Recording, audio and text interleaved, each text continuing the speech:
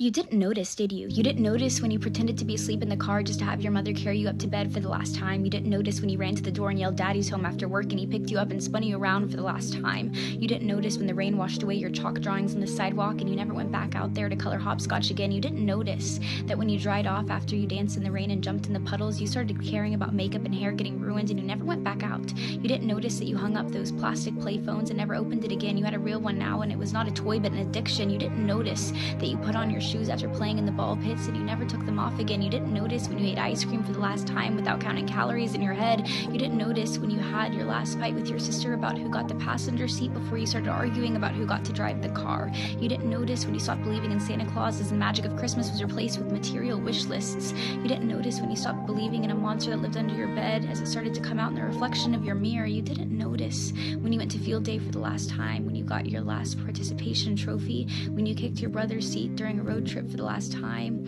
when you had your last play date with your Barbies, when you had your last Disney movie night with your family. You didn't notice that grandparents don't last forever. You didn't notice that your childhood cat wasn't eternal. You didn't notice your parents are growing up too. You didn't notice it, do you?